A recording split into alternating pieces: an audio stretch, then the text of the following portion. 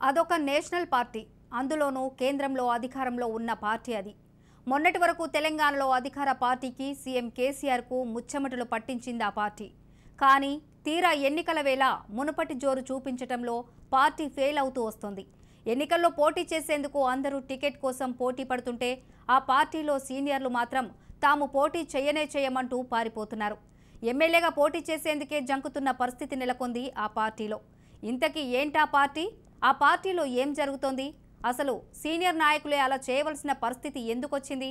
తెలియాలంటే let's watch the story.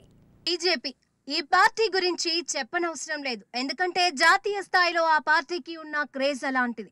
National పార్టీనే కాదు, తెలంగాణలోనూ మొన్నటి వరకు ఫుల్ జోష్లో ఉంటూ అధికార పార్టీకి స్ట్రాంగ్ కౌంటర్ ఇస్తూ వచ్చింది. అంతేకాదు, ఒకానొక సమయంలో తెలంగాణలో బలమైన ప్రతిపక్ష పార్టీ ఏదంటే బీజేపీ అనేలా కొనసాగింది. కానీ ఈ మధ్య కాలంలో మునుపటి జోరు చూపించడంలో బీజేపీ ఫెయిల్ అవుతూ వస్తోంది. దానికి కారణం బీజేపీలో ఉన్న సీనియర్లేనట. బీజేపీలో సీనియర్ నాయకులకు కొదవేమీ లేదు, కానీ వాళ్లే ఇప్పుడు పోటీ చేయడానికి భయపడుతున్న పరిస్థితి తయారైంది. తెలంగాణలో బీజేపీ 52 మందితో తన తొలి జాబితాను ప్రకటించింది. అయితే తొలి జాబితాలో ఎక్కడా కూడా సీనియర్ల పేర్లు కానీ కీలక నేతల పేర్లు కానీ లేవు. ఆఖరకు తెలంగాణ బీజేపీ రాష్ట్ర అధ్యక్షుడి పేరు కూడా లేదంటే పోటీ చేయడానికి ఆయన సుముఖంగా లేరనే పరిస్థితి అర్థమవుతోంది. దీన్ని బట్టే అర్థం చేసుకోవచ్చు బీజేపీ దైన్య స్థితి. అయితే ఓటమి భయంతోనే సీనియర్లు పోటీకి దూరంగా ఉంటున్నారనే గుసగుసలు వినిపిస్తున్నాయి. ఏకంగా పార్టీ అధ్యక్షుడు కిషన్ రెడ్డి పోటీ నుంచి తప్పుకొని అస్త్ర సన్యాసం చేస్తున్నారనే ఊహాగానాలు అంతకంతకు పెరిగాయనే చెప్పొచ్చు.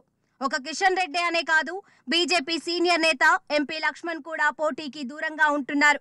ఇలా చెప్పుకుంటూ పోతే సీనియర్స్ జాతీయ ఉపాధ్యక్షురాలు డీకే అరుణ, మాజీ ఎంపీ జితేందర్ రెడ్డి, విజయశాంతి, కొండా విశ్వేశ్వర్ రెడ్డిలతో పాటు చాలా మంది సీనియర్లు పోటీ చేయడానికే భయపడిపోతున్నారు. తొలుత కేంద్ర మంత్రి బీజేపీ రాష్ట్ర అధ్యక్షుడు కిషన్ రెడ్డి అంబర్పేట నుంచి అసెంబ్లీ ఎన్నికల బరిలో ఉంటారని ప్రచారం జరిగింది. అయితే తొలి జాబితాలో ఆయన పేరు లేకపోవడంతో లోక్సభ ఎన్నికల్లో పోటీకే ఆయన మొగ్గు చూపుతున్నారనే విషయం వెలుగులోకి వచ్చింది. ఆయన కూడా పలు సందర్భాలలో అధిష్టానం ఆదేశిస్తే పోటీ చేస్తా అన్నారే తప్ప తాను పోటీలో ఉంటానని చెప్పలేదు.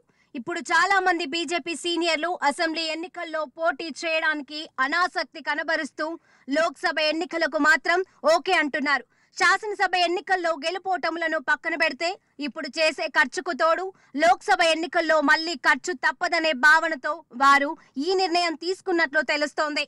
అయితే అసెంబ్లీ ఎన్నికల్లో ప్రజా తీర్పు ఎలా ఉన్నా లోక్సభ పోల్స్ విషయంలో మాత్రం ప్రధాని మోడీ ప్రభతో బీజేపీ వైపు ఓటర్లు మొగ్గు చూపుతున్నట్లు పలు సందర్భాలలో తేలింది. దీంతో సీనియర్లు అసెంబ్లీ బరిలో నిలిచేందుకు విముఖత వ్యక్తం చేస్తున్నారని తెలుస్తోంది.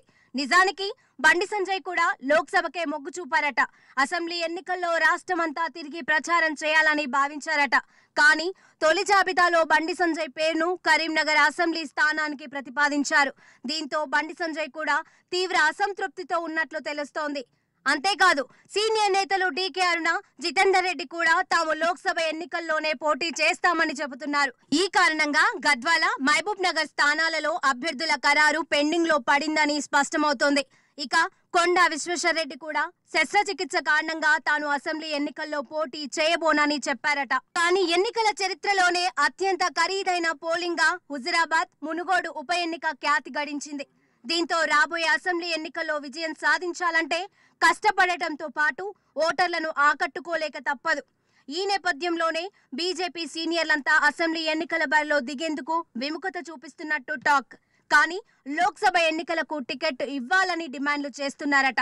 మరి సీనియర్లు సైతం పోటీలో ఇలా వెనుకడుగు వేస్తే తెలంగాణ పార్టీ పరిస్థితి ఏంటనేది ప్రశ్నార్థకంగా మారింది. మరి బీజేపీ ప్రకటించే 2 జాబితాలోనైనా సీనియర్ల పేర్లు ప్రకటిస్తారా, లేక సీనియర్లు పోటీ చేయకుండానే బీజేపీ అసెంబ్లీ ఎన్నికలకు వెళ్తుందా? ఒకవేళ వెళ్తే ఎన్నికల ఫలితాల్లో ఏమాత్రం సీట్లు సంపాదించగలదు? ఇవన్నీ తెలియాలంటే మరికొన్ని రోజులు వెయిట్ చేయాల్సిందే.